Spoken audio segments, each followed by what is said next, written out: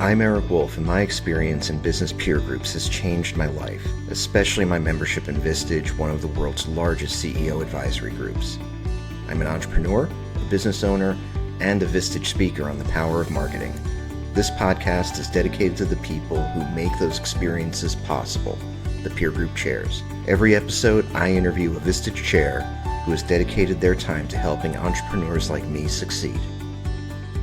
My guest today is Aimee Daniels, who is joining us from the greater Chicago area. Where in particular in the greater Chicago area are you? Well, downtown Chicago in the West Loop. That's actually that doesn't Chicago. Really That's count not as greater. It's not. Yes, there you go. I have clients in the greater Chicago area. Gotcha. All right. Are you passionate about what's the best place to get Italian beef? Oh, I have to admit I'm not. Oh boy. Okay. I know. Well, maybe I would say Portillo's now that you gave me a second to think about it. I think that, and I'm a big sandwich fan. I'm taking Italian beef over the Philly cheesesteak. That's not going to be a popular opinion, I don't think, but it's a bold statement, and I've made it. So, Aimee has been a Vistage chair for how many years now? 13. You've been at it for a while.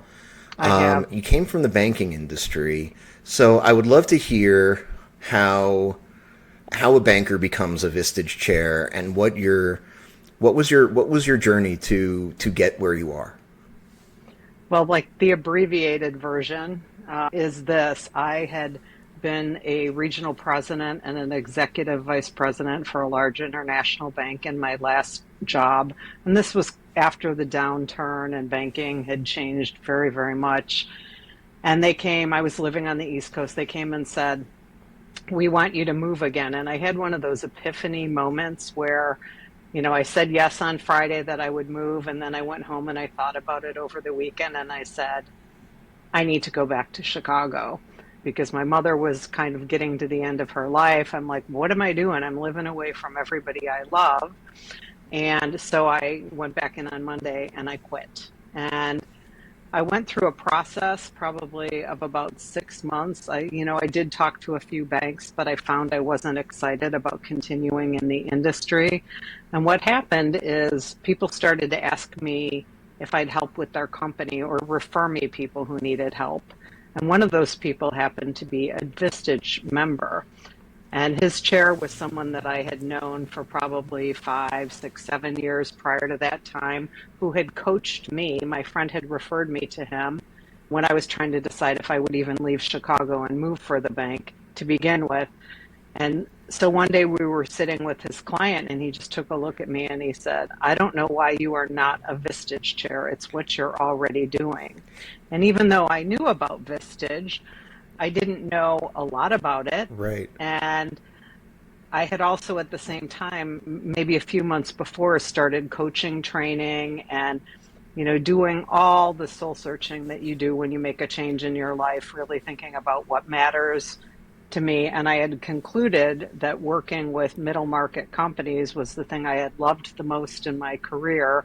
And I've always been really passionate about development, and so the two kind of came together, and he said, you should talk to Vistage. And it was less than a week later, they said, "We think you should come to training and you should become a chair." And had you had, so you knew of Vistage at that point. I did. But had you had any experience with either Vistage or another peer group type of environment before you came to Vistage? Not really. No, I mean, I had been involved with industry-related things. Sure. Or associations that, it's very common in banking that you might serve on a board of an association or a regional trade organization or something like that. But I had never really been in a peer group. And I think once I started with Vistage, then I actually understood the power of it. And I wished that I had had that when I had been in my corporate job, because I think whether you're an executive or you're the CEO of your own company or owner, who do you talk to? Yeah, I was just going to ask you what it would have meant to you to have had that during your corporate career, or some version of that where you had a a place where you were allowed to go and just be yourself. I imagine that banking isn't an industry where you're allowed to be yourself terribly often. No, it's, I would say, highly political and, still somewhat rare to see a lot of women in senior management roles. And my experience was my one peer in the role that I was in, it was more competitive than collaborative. And I think the other thing I would say about Vistage that I think is really unique is the whole issue processing and Mm-hmm. really helping the person to get down to the root of what it is that's going on and knowing a group of people well enough that they can say to you, hey, they could say to me, hey, Aim, we've heard this story before, or I'm just getting a sense that, you have some sort of belief that's stopping you from taking action. I think I would have really benefited from that. And without judgment, without a power differential, you're in a Vistage room and all the members are equal, and you as a chair is sort of a peer leader, and if you were you couldn't workshop the same if you were in your banking environment. I imagine it would have been very difficult to workshop an issue with your team the way that you can with a Vistage group, simply because, well, people are worried about the politics. And people, even if it was your own team, not the broader team of peers and, other people in the bigger organization, I think people always have their own agenda. And I think that's something distinct about Vistage. People come in, they don't have an agenda. They are simply there to support each other. Right. It's a big deal. And It and is a people big deal. and people don't realize what a big deal it is until they've actually done it or experienced it firsthand. I I have find people it's tell me all the time it's their favorite day of the month. Oh, absolutely. I mean, you talk to people and they'll say, "Oh my God, a whole day out of the office, and I've got to like talk to these people, and I'm gonna and I'm gonna have like lunch with them or like happy hour. We're gonna go for drinks. Like, who has time for any of this?" And you're right. A lot of Vistage members feel like the day spent in Vistage out of the office is their Right. best day of the month, and their most productive day of the month in a lot of ways. Right, because they take a step back and they think about the business and then they hear how other people think about theirs.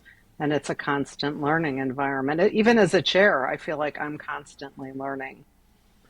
So you've got three groups, I or you've do. got three CE groups. Excuse me, I have I three CE mis. groups. You've got three CE groups. You've got a key executive group, and you've got a Vistage Inside group. And we've talked about Vistage Inside groups before on this podcast, where basically what you're doing is you're taking the magic of Vistage and you're doing it inside a company with people who Hmm. are on a team together, versus the thing where the Vistage that most of us are familiar with, where we go into a room once a month and we've got 15 people from different businesses.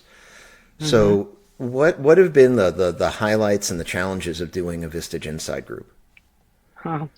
Well, I think the highlight is I'm chuckling because it is different, right? I mean, I've done two different companies, done Vistage Inside groups at this point, and you really know a lot about what's going on, and you know a lot about what's going on between people, and you get a lot of insights into the strengths and weaknesses of, not just the team you're working with, but the whole organization and the CEO.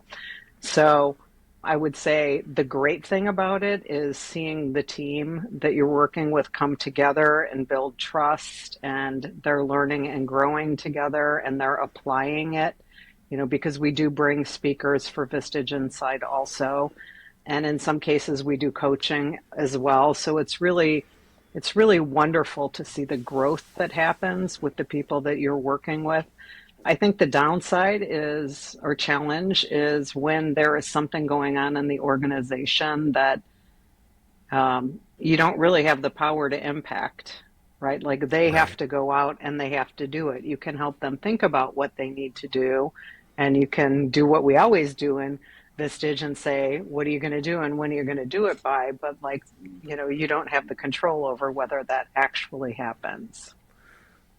How is it with getting people to be vulnerable in a Vistage Inside group in your experience? Is it harder? Is it different? What does that part look like?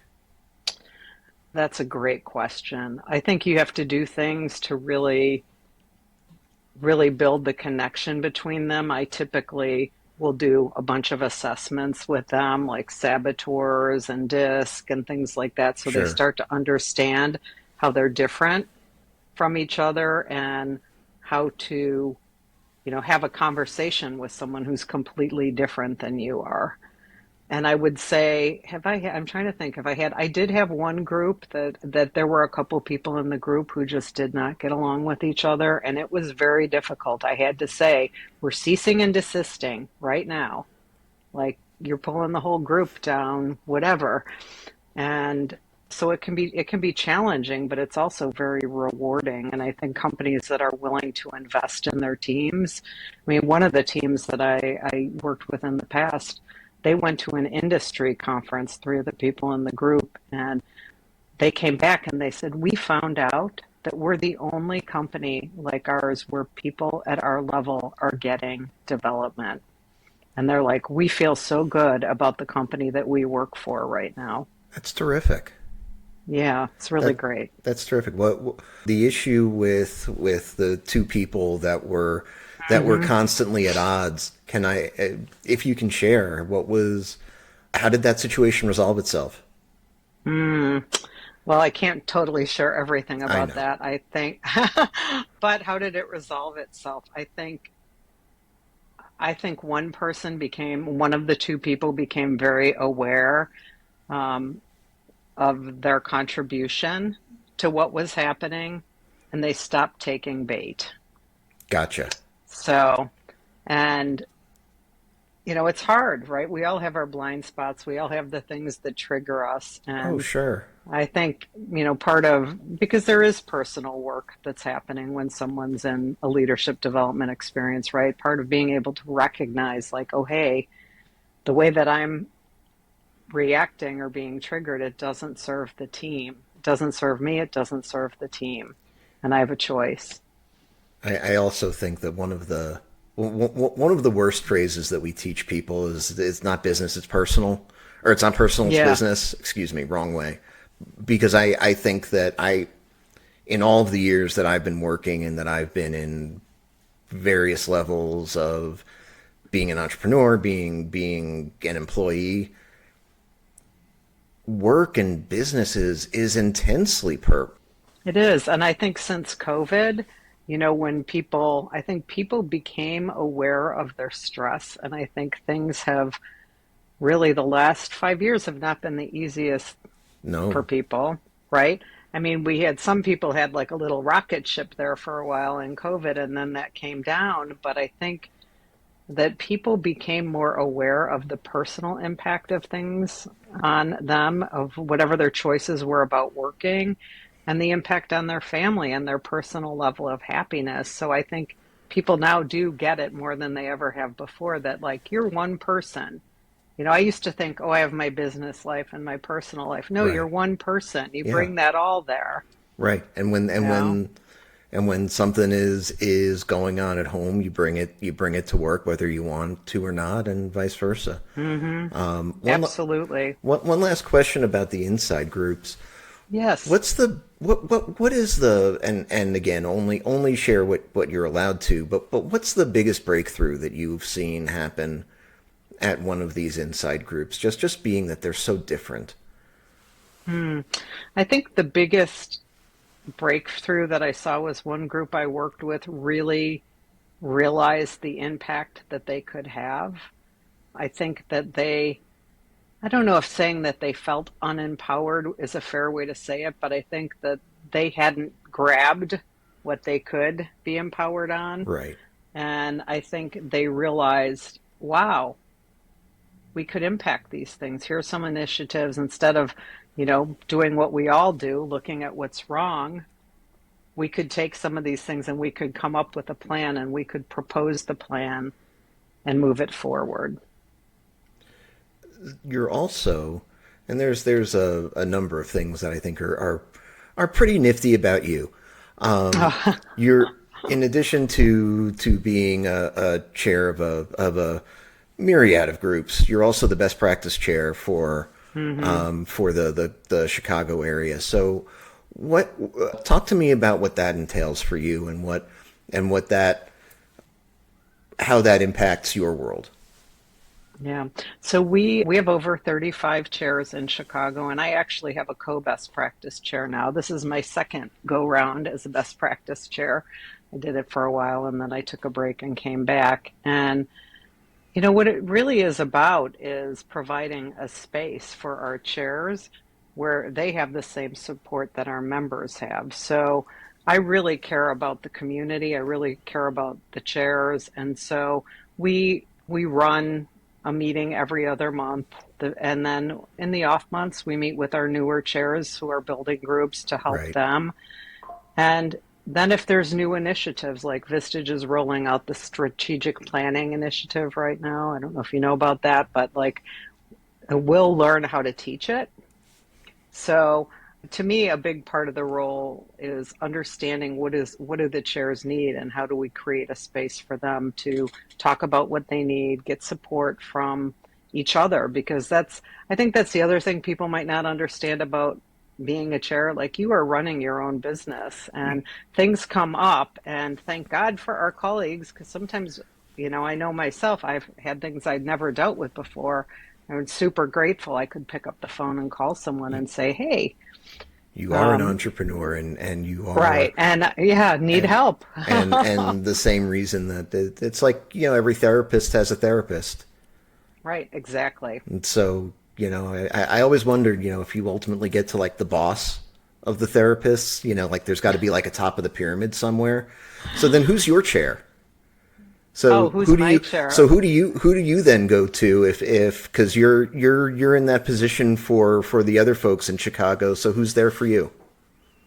Well, I would answer that more than one way. The person who was the best practice chair when I started is someone that I would always call for advice. He just, he really taught me how to be a chair. He said, Amy, this is a business, run it like one. And he's also given me a lot of tough love over the years when he thought, I needed to make some adjustments. So that's one answer. The other answer is I have a group of chairs from around the country. There's around 10 of us, and we meet for a couple hours every month, and they decide who's in the chair, you Nice. know. Like, if you come in, they're like, you're talking about that today.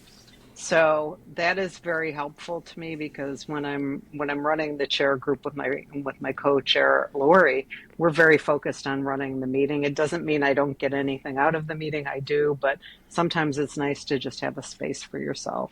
Absolutely. So you've got your three CE groups, Hmm. and I'm sure that many of them would say that being in your CE group is the best day of their month. With all that you've got going on, what's the best day of your month? What's the thing that really makes like, okay, this is why I do this. Well, if you have a really great meeting, that's the thing. My husband was laughing at me this weekend because I had been down one of my groups. We have a member who's about 2 hours outside of Chicago. So every 12 to 18 months, we go down there. We have kind of a mini retreat. We have dinner together. And then Nice. we have another member who does business with a lot of big companies. And so we had this great meeting. Cujo Teschner was our speaker. He's always fantastic. And then we went to the Rivian plant and took a tour of the Rivian Oh plant, which wow, was super cool. And I came home and I was like so excited. very cool, Yeah. very cool. But seeing people connect, or I've seen some pretty impactful personal issues processed over the years. And even though you love the business issues, like when someone is brave enough to bring a really deep personal issue, the group really benefits from that. You've also got, I want to touch on briefly. So Hmm. because being the chair of five groups plus the best practice chair, you said I've still got all of this free time. You're involved in a number of extracurricular activities outside of Vistage. I am. From what I understand, I see I see that you're a spiritual director. You're involved in charitable and community organizations, the Economic Club of DC, Illinois State Technology Development Fund Board, a women's mentorship program. I mean, that is a lot of stuff to have your hands in. Well, I don't have my hands in all of that anymore. Some of that is Okay, stuff from the past, but it is a lot, and you got to pick your spots, right? Like, and I think that's the one thing that I've really learned is I have to make decisions on what's most important to me and where I'm going to give my time and energy. So when I was in banking, I did a lot more in the community than I do now. My primary charitable thing now is my spiritual community. I give a lot of time there. But I do try to be involved in other things in town, like the Economic Club of Chicago is an organization I'm involved in. They're fantastic, but I don't get to go to everything I want to go to, sure. right? So you have to pick your spots. But the great thing about being a chair is you can manage your schedule, right? And you decide how much or how little you want to work. Um, and I guess the reason I have five groups is because I really love the work. I love the people, and it's rewarding. That's amazing. What would you say that what would you say is the most important lesson that you have learned from the last 13 years of chairing? Mm, wow, that's a great question. The most important lesson that I've learned. Um, that is really a hard question. I'm struggling with that one a bit. I think I would say just the value of deeply knowing people over time. I have some people who are still members that I began with, and really knowing someone's whole life. First of all, it's an incredible blessing Yep. to be able to be a witness for someone's life and their business, and to be there for them when they have good stuff going on and to be there with them when they have hard stuff going on. And I think, it's fulfilling at a level that, I hadn't experienced before in my career. Being that you have such not only deep connections with your group but deep connections with other chairs, and I'm sure that you have seen a lot of chairs come and go over a period of 13 years. What would you tell somebody who was thinking about becoming a chair? Mm, If somebody if you were sitting across the table from somebody who just had that moment that you had when you left banking and said like, "Oh wow, you would be a great Vistage chair," and they're like, "Vistage chair, what's that?" What what's the piece of advice that you would give that person that was thinking about taking this journey? mm. Well, there's probably a lot of pieces of advice. Um, I think the people who make it, because a lot of people start and they don't succeed, sadly, Correct. who would be absolutely amazing chairs. I just want to add that. But I think sometimes people come in and it's just a lot more work and it's a lot harder than they ever think it will be. And maybe they haven't had to be in a business development role for a very long time. And Or so ever. I think that ever, right? And I myself, when I started, I was also doing some consulting. And about a month in, I realized I'm like, I need to be full on in this or I will not make it. And so I stopped consulting and I was totally focused on Vistage. But some of the other things I think impact people are one is how big is your network, Right. right? I think the network is super important. I think. And how useful is your network?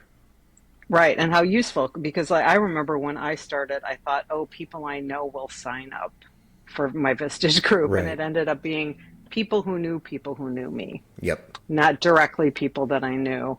And I think the other thing is, like, are you resilient, right? Like, I remember when I was building my first group at that time, they used to put us on this auto dialer where it would dial and then you'd get a live person, which was absolutely terrifying to Oh me. my I just want God. to say, if somebody introduces me, I can have a conversation any day of the week, but it was terrifying.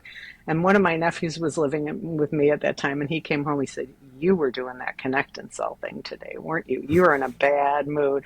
But like, you got to manage your inner dialogue, right? Like, I knew I was determined I was going to launch, so I got through it. But I think that resilience is a big thing also. How would you say that it was, what magnitude of easier did it get as you launched the first group and then ultimately you made a decision that there was going to be a second group and on and on? Well, I would say the first year is the hardest, Yeah. right? Because you're learning, and it's a great deal to learn, right? I mean, there is just a lot to know, and you may not feel confident. And I would say in the second year, it got easier. And then when you have two groups, it's actually easier too, which is counterintuitive. But like, if someone is not a good fit for one of your groups, then you can put them in the other group. Or has a time Um, conflict? right. Or a time conflict. And the other thing I would say is, I work a lot with other chairs. If I have someone that I think is not a fit for me, or, who has a conflict on the Yeah. day, or, the group composition isn't a fit for them, I have people that I regularly, we refer back and forth. And so I think being part of this bigger community is really a blessing. And then knowing people around the country, sometimes I'll get a referral from someone I met at our chair conference. Not even somebody that I knew very well, but I'll Right. get a phone call and I'm like, wow, that was pretty cool. Well, That was a good day. very cool. Aimee Yeah. Daniels, chair extraordinaire. Thank you. Thank you so much for being my guest today. If folks Thank you for having me. if folks have questions for you, if they have questions about being a Vistage member, a Vistage chair, if they're looking to get money out of their mattress and put it somewhere, what's the best way to contact you? Well, I would say either via LinkedIn. So I think I'm the only Aimee Daniels in Vistage. So Aimee Daniels, Vistage Chicago. And then also, email me at, AIMEE Yep. dot Daniels at vistagechair.com. Thank you so much for being a great guest. I really enjoyed this.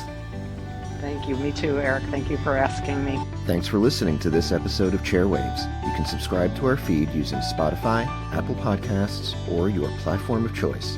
You can also visit chairwaves.com for more information. Chairwaves is hosted and produced by me, Eric Wolf, and to connect with me, you can visit my website at ewolf.live. That's EWOLF.live. And a disclaimer, while I love Vistage and CEO peer groups, this podcast is not owned by or affiliated with Vistage or any other peer organization. Thanks for listening.